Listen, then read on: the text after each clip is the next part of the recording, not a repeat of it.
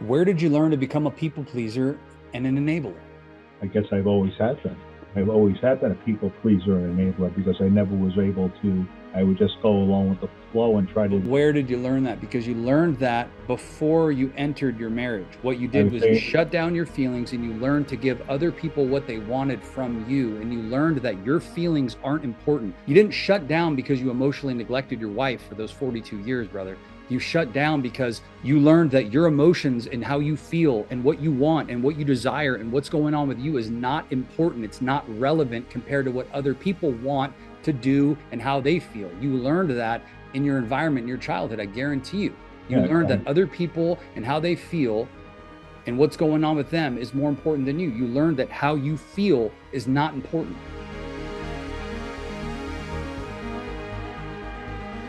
George, welcome to the show, brother. What do you got for me?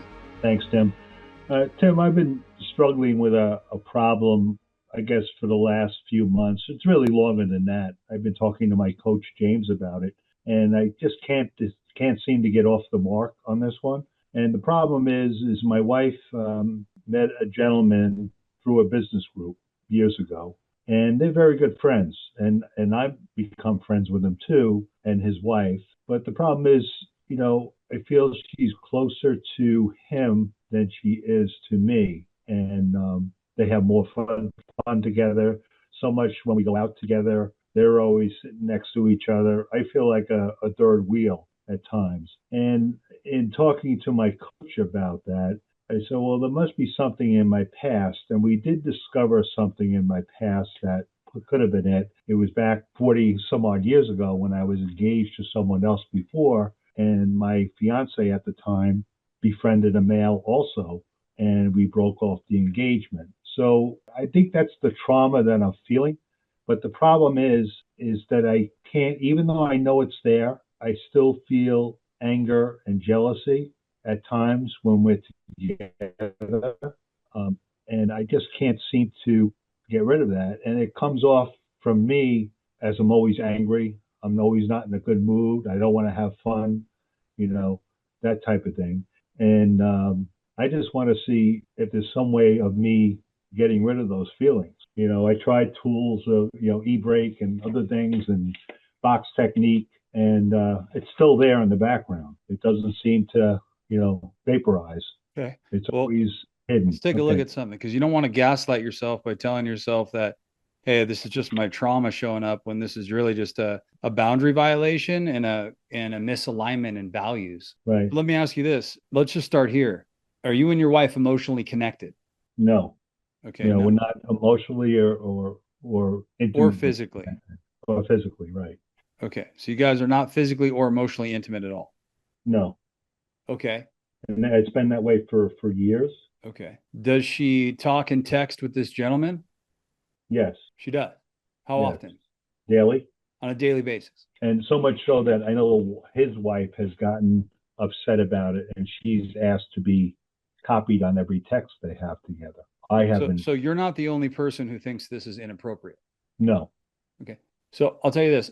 I wouldn't be okay, and I'm not an insecure guy, and I wouldn't be okay with my wife talking to another guy on a daily basis when my wife and I are in the midst of marital conflict, marital strife, and we're not physically or emotionally intimate, and she is actively speaking to another man and getting her needs met outside the marriage. Now, is she in denial about that? No, but she is not in denial about it. She admits that she's very good friends with him. Okay, she admits that she gets her needs met outside the marriage by this other gentleman. Well, what do you mean by needs? Like emotional needs? Yeah. Yeah, I would say So yes. it's an emotional affair that's happening in front of you. Right. And okay. And even this guy's wife knows that it's inappropriate and feels uncomfortable about it. Yeah, I guess she feels uncomfortable. Yes, let's say yes. Yes. So she would feel uncomfortable and think it's inappropriate as well. Okay. What happens when you confront your wife about it? Does she get reactive about it? Yes, she says, well, that's just the way it is. I'm not going to stop my relationship with Kenny. His name is Kenny. I'm not going to stop my relationship. I enjoy their company. I enjoy her company also. They're friends, but she might be friends with her, but the wife may still have a problem with the relationship as well. I haven't Yeah. talked to the wife about it, but Yeah. Well, I don't think any guy who had some semblance of morals and values who was in your situation and emotionally disconnected from his wife for as long as you have been, and it's been how long you said? Emotionally disconnected? I'm Emotionally going and to say physical disconnection has been going on how long? over 10 years. Over 10 years. So you've had Right. 10 years of emotional and physical disconnection. And then there's another guy in the picture, and your wife probably doesn't even recognize that she's getting her needs met by this gentleman. And you have a problem with it, but you haven't established boundaries about it. Why? Well, I don't know. I guess the boundary, what would I haven't gone out, but we go out with them several times a week. I haven't met them with them a couple of times because that was my boundary. I said, no, I'm not going out again. I'm not preventing her from seeing Yeah, the him. boundary is I'm not going to be in a marriage where we're not actively working on building back our marriage while you're getting your needs met by another man inside the marriage. So that's not the marriage that I want. So is your Right. wife interested in working on the marriage? I don't think she is, to be Okay. honest with you, So you Tim. have a wife that's not interested in working on your marriage, who's Right, actively getting her needs met outside the marriage. You've been emotionally disconnected and physically disconnected for 10 years, and she's right. telling you she's not going to stop having emotional interactions with this gentleman on a daily basis, so much to the extent that this guy's wife has also determined it was inappropriate and she doesn't like it and she feels uncomfortable about it. And what do you believe is the solution to deal with this? Well, I tried to tell my wife that we should go out more as a couple, just being her and not involve them, which we're starting to do, but it's not the same, it's not the same, I guess, connection or fun that we have when we're as a group of four. So we have to learn how to basically, Well, how did you guys end up emotionally disconnected in the first place? I think it had to do with my work experience. I traveled a lot for work. My wife says we've been married for 42 years. My wife said she's been emotionally disconnected from me for over 30 years since the kids were young because I was never around. I was always working. And when I was around, I wasn't present, let's just quote unquote, for her or for the kids. So she always had this void in our marriage. And as far as physical intimacy, that became difficult also because either Okay. uh, How have you she didn't felt feel. about it? How have you felt? Do you believe that that story's true? No, I don't believe it. Well, I know I wasn't around. I know I worked. I traveled for work. I would go out, 5 days a week, and I would be out. Okay, so But what I does your thought I wife was tell you that you need to do to fix that? to fix it. Well, she would say there's nothing to fix. The damage is already done. Okay, so She's your already wife's made basically saying the damage is done, and now I'm going to use that as a scapegoat to get my needs met inside the marriage by another person. right. Yeah, she's Okay, already told me. She's already told me no. Forget about anything physical. That's well, then not you don't even happening. have a marriage. I agree. I agree. We don't have any physical connection. We always talk. I Well, always, what would happen if you started talking to another woman and you started having a relationship, quote unquote, just friends relationship with a woman that you talk to on a daily basis and then went out to dinner with your wife? You think your wife would be okay with that? no, not Well, at then all. why is there allowed to be a double standard in your marriage? Right. Yeah, I agree. I agree. But I don't have that right now. I don't have another Okay, here's woman. the real question. The working and the disconnection was a byproduct of something else. So why were you guys not emotionally connected? It wasn't involving work. What was the real reason? Was there any grief and loss? Was there any significant event that happened in your lives that caused you guys to get disconnected? Did you go through any hard times? I mean, what really happened? I'm going back 30 years now when the kids were younger. Was I disconnected? Yes, I probably was with work and everything else. But I thought I was available on weekends. But she says my two kids, remember my daughter passed away a few years ago, but my two kids that survived today say I wasn't quote unquote present when they were younger. How, My how wife did did. you and your daughter passed? How? She just didn't wake up one afternoon. I think it had to do with the COVID vaccine, but that's my opinion. My condolences, brother. That was she passed away in 2023 at 38 years old, reached shy of a 38. Okay. Yeah, thank you, Tim. Yeah. So, 2023, 38 years old. right. Your daughter passes away. Okay. What was your response to the grief? Well, it was grief and loss. We were both pretty shocked when we got the phone call from my son-in-law that he found her dead in the bed. So it was pretty traumatic. She had two boys, Jackson and Ryder, that were 8 and 10 at the time. and it was shocking. But we spoke to her a few days before, but that was about it. We didn't have a over the years, I guess, over COVID and everything else, we didn't have a strong relationship with her, and she moved down to South Carolina, so we were starting to rekindle the relationship. So that was a little bit difficult, you know. Okay. Let me ask you this. After your daughter passed, did you find yourself kind of shut down? Emotionally. Yeah. I would say I think the shutdown was there before between my wife and myself, you No, know. no, no, no, but just in how you dealt with the grief and loss. Yeah, I guess we were both shut down. We were both, like Did you guys zombies. ever, you guys were already disconnected prior to the loss of your daughter. Did you guys have any conversations about it? Have you processed it together? I think we did talk about it, yes, and I did do the, grief and loss letter or in the grow program here. I showed it to her what I felt, Okay. But do you feel like you, after the loss of your daughter, did you shut down? Mm, I guess yes, in a way, shut down. Okay. My So in a other marriage, when there's disconnection, George, a lot of times the disconnection happens because you don't express what your needs actually are in the marriage, and your wife doesn't express what her needs are either. Well, yeah, I'm glad you brought that up, Tim, because I just had the conversation with her about that last week. I said we have to sit down and discuss our needs and expectations in this relationship. And I basically wrote down a few things and I was ready to talk about them, but she did not want to talk about anything.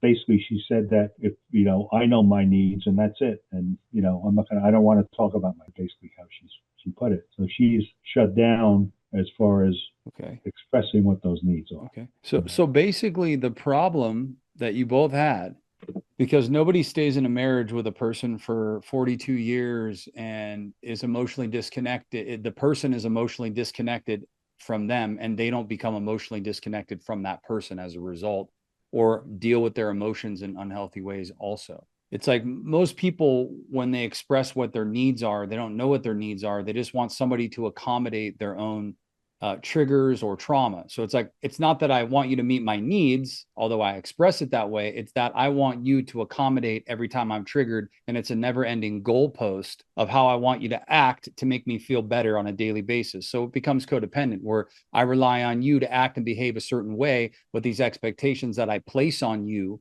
so that I can feel better and not so triggered when I'm around you. So that becomes basically making you responsible for making me feel better, and then Mm-hmm. in essence blaming you for why the marriage is unhealthy. But yet no matter what you do, if you jump through 1,000 hoops tomorrow and wear a different hat today and a different hat tomorrow and a different hat the next day, it doesn't matter. It's irrelevant because nothing that you do is actually going to fix it, because I'm already locked up in my own problems.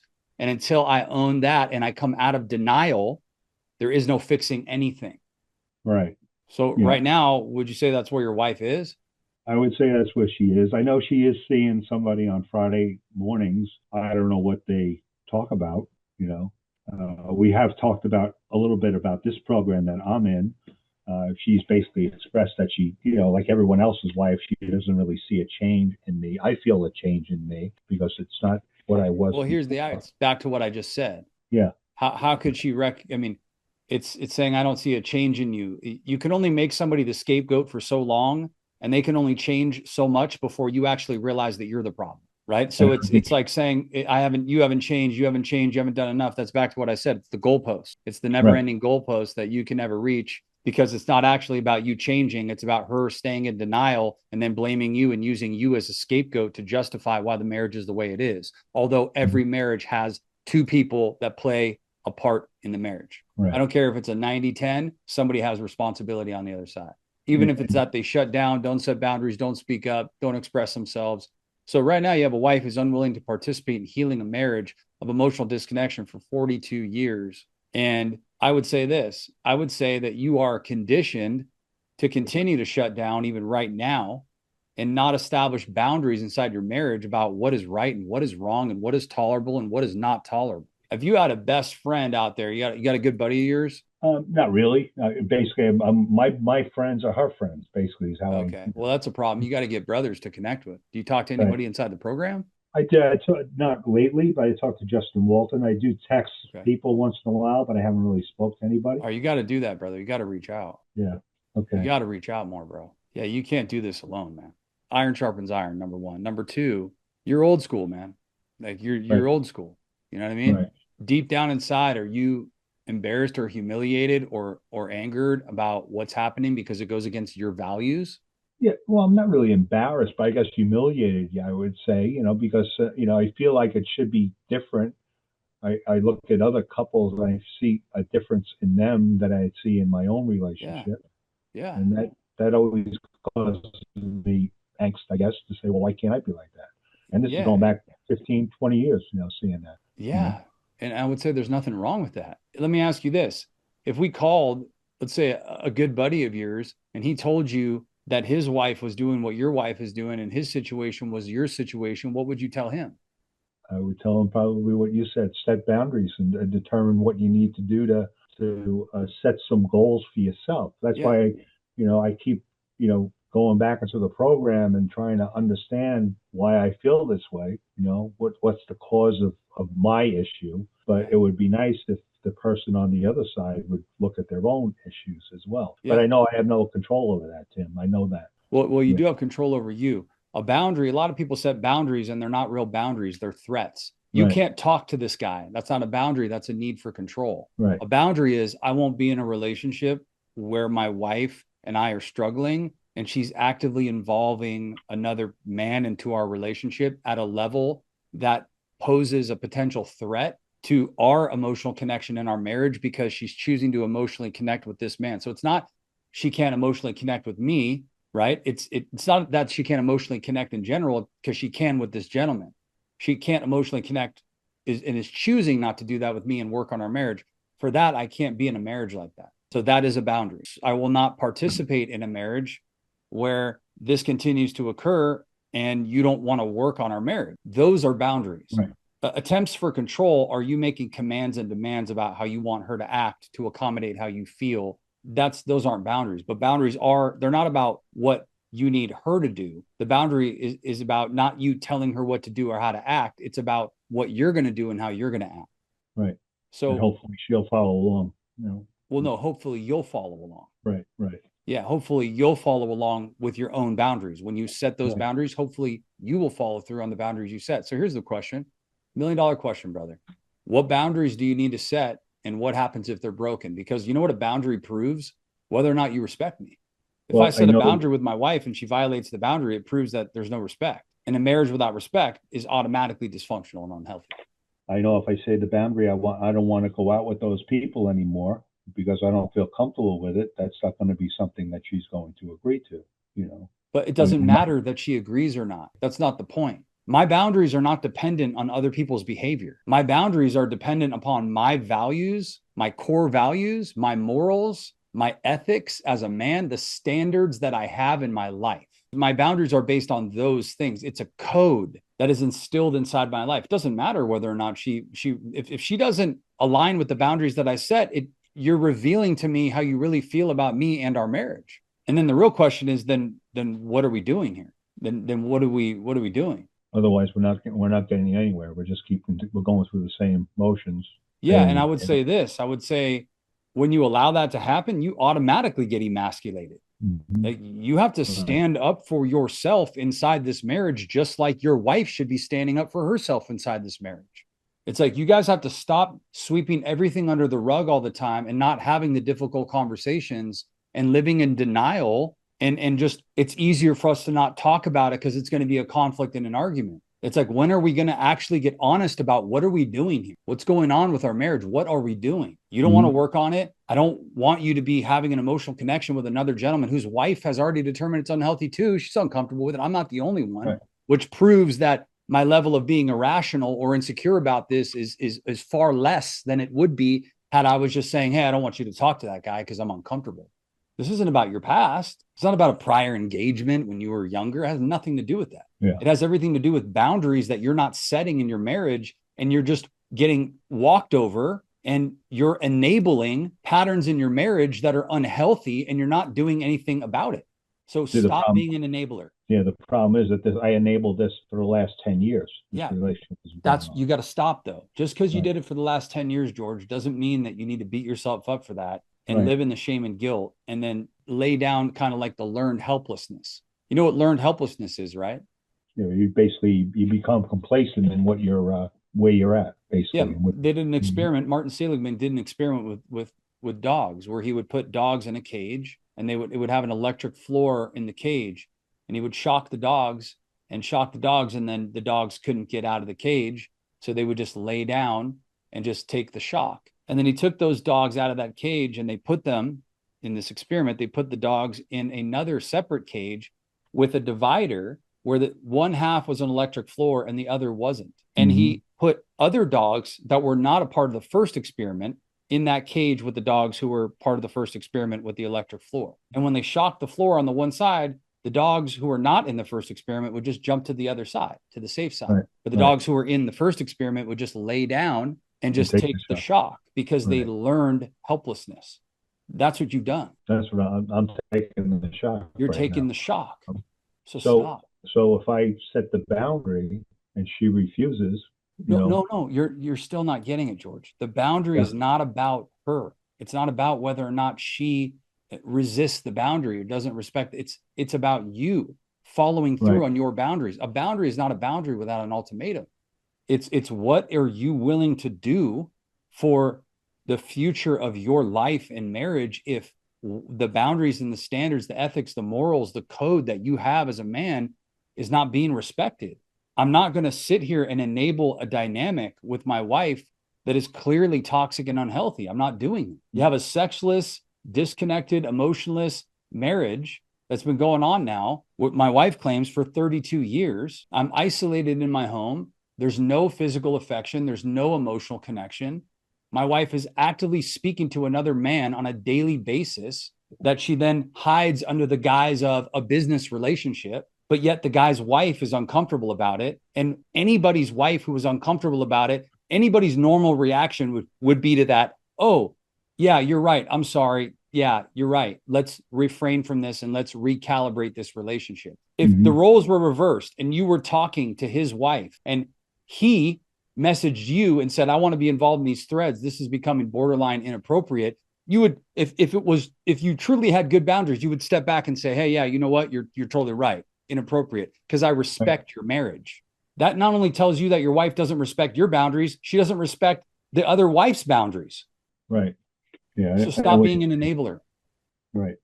So Well, I here's guess the real question: where did you learn to become a people pleaser and an enabler? I've always had been. I've always had been a people pleaser and enabler because I never was able to. I would just go along with the flow and try But to. where did you learn that? Because you learned that before you entered your marriage. What you I did would was you say, shut down your feelings and you learned to give other people what they wanted from you. And you learned that your feelings aren't important. You didn't shut down because you emotionally neglected your wife for those 42 years, brother. You shut down because you learned that your emotions and how you feel and what you want and what you desire and what's going on with you is not important. It's not relevant compared to what other people want to do and how they feel. You learned that in your environment in your childhood. I guarantee you. You yeah, learned that other people and how they feel and what's going on with them is more important than you. You learned that how you feel is not important. right. You learn to be a team player with your siblings, and not express your needs above everybody else. And Yeah. I So think that's what I did you did. learn that in your childhood? I would say yes, I did. Yeah. I grew up one of four kids. We didn't have a lot of money, but it was just the way it was. We basically had to, no one really, was ahead of anyone else. We were just always together, and basically we just, if somebody wanted to do something, we went along with it. We didn't set our own opinion. So here's my closing question for you. What needs to happen for you to stop being an enabler and start setting boundaries in your marriage? Because that's the only hope that you will have a marriage. I need to establish my needs and expectations in this relationship. What And you I need to firmly need, set boundaries. And you need right? to be willing to walk through with those, follow through with those boundaries. Mhm. And if she doesn't really want to establish set those, then she doesn't respect me, Correct. my boundaries. And Right, you have all the information that you need about the future of your marriage. And then you can make a choice from that point. right. But you got to stop with the learned helplessness, brother. Mm-hmm. Thanks for coming on today. No problem. Thank you for your feedback, Tim. I appreciate it. I learned a lot tonight. Thank you. I'm going to send you some stuff over right away. I'm going to send you some resources. It's time to set Please. some boundaries. Yeah. Yeah. Please do. Thank You got you. it, brother. God bless. All right, Talk soon. have a good night. All right, love You you. too.